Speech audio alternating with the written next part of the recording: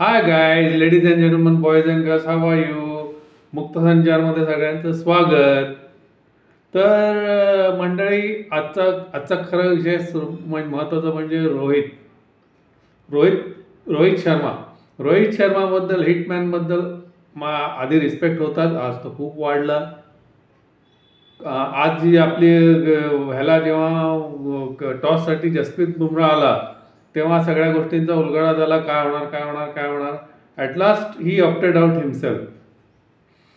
रोहित हा असा प्लेअर आहे ना की he never plays for his personal milestones.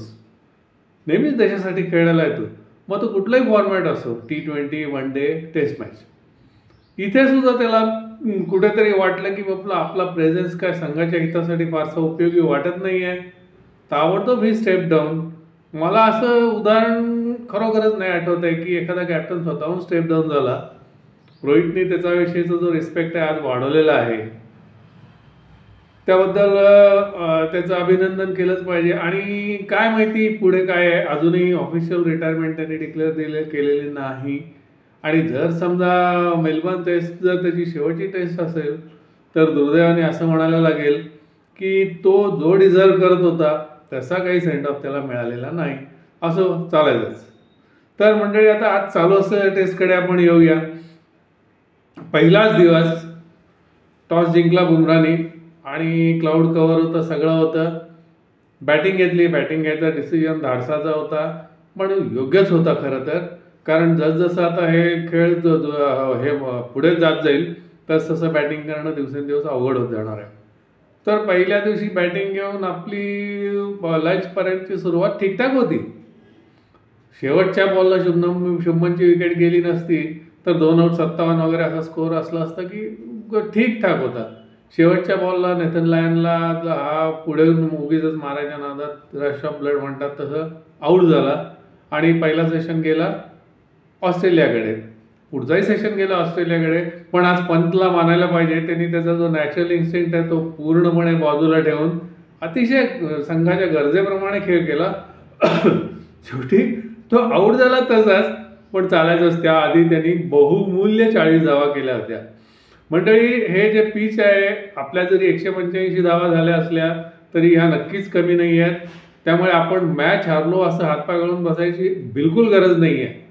बघा, आज आपण बॅटिंग करताना प्रत्येक प्लेअरला बॉल शेकलेला आहे. आमच्या सोलापूरच्या भाषेत त्याला बॉल शेकणे म्हणतात. बॉल लागतो तो. याचा बॉल जो शेकला त्याचं कारण म्हणजे अनइव्हन बाउन्स आहे पिचवर. हे सिडनीचं पिच आहे का पर्थचं पिच आहे काही कळत नव्हतं. ग्रीन टॉप तर होतंच, बाउन्स अनइव्हन होता. बॅटिंग करणं खरोखर अवघड आहे या पिचवर. पंतचे 40, त्यानंतर 20 ह्याचे शुभमनचे मला वाटतं 20, आणि खालच्या बुमराहने तडाखा दिलेले 22. या धावांमुळे आपण 185 धावा बघू शकलो. त्या धावाही पुष्कळ आहेत या पिचवर, अगदी काही कमी नाही आहेत. तसंच झालं. मला असंच वाटत होतं की असं काहीतरी होणार आहे. आजच्या दिवसाच्या शेवटच्या त्यांना ज्या ओव्हर खेळायच्या होत्या त्या महत्त्वाच्या होत्या. त्या ओव्हरमध्ये बरोबर त्याची विकेट काढली बुमराहने. 1 आऊट 9 अशा कंडिशनमध्ये आज ऑस्ट्रेलिया आहे. कॉन्स्टास बरोबर याची झकाझकी झाली बुमराहची. चालायचंच. 5 बॉलरचं तुम्ही वाटेला जाऊ नका. एक तर तुम्हाला असं हे सहन करायला लागेल, दुसरी गोष्ट तुमची विकेट पाटकीने जाईल, हे त्या मुलाला समजून सांगितलं पाहिजे कोणीतरी. तर मंडळी, उद्याचा जो खेळ होणार आहे त्या खेळामध्ये उद्याचा पहिला अर्धा तास खूप महत्त्वाचा असेल. पहिल्या अर्धा तासात आणि तासामध्ये जर आपण इनरोड्स घेतले आणि विकेट्स काढल्या तर आपण 185च्या ह्याच्यावर सुद्धा थोडासा लीड घेऊ शकू. नाही असं नाही. थोडक्यात काय, तर उद्याचा जो पहिला तास आहे तो डिसायडर आहे. मॅच कुणीकडे जाणार, कोणाच्या दिशेने जाणार हे उद्याच्या पहिल्या तासावर कळेल. आज तरी असं वाटतं की एनिथिंग इज पॉसिबल. सगळ्यात महत्त्वाचं म्हणजे काय माहिती का, त्याचं कॉन्स्टास आणि ट्रॅव्हिस हेड हे दोघं मिठाचा खडा ठरू शकतात आपल्याला. कारण ते दोघं येऊन बिंदास वेडेवाकडे फटके मारणार आहेत. ते वेडेवाटके फटके मारण्यात त्यांना यश मिळालं आणि दोघांच्या 50-50 धावा जरी झाल्या तरी फर्स्ट इनिंग जरी त्यांच्याकडे जाईल.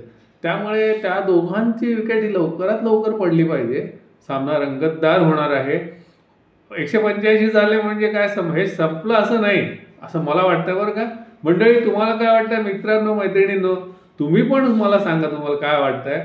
तर एका अतिशय इंटरेस्टिंग टेस्टचा उद्याचा दिवस आपल्यासमोर आहे.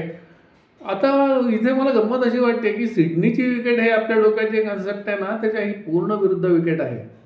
ग्रीन टॉप विकेट आहे आणि बाउन्स अतिशय वेडावाकडा आहे. ठीक आहे, पण ज्या विकेटवर विकेटची बॉलरला साथ मिळते ते सामने खरोखरच इंटरेस्टिंग होतात. हाही सामना तसाच होणार आहे. आपण आपल्या संघाला शुभेच्छा देऊया. Wish our team a very best of luck. बऱ्याच मंडळी, उद्या सकाळी भेटूया सिडनी क्रिकेट ग्राउंडवर. Till then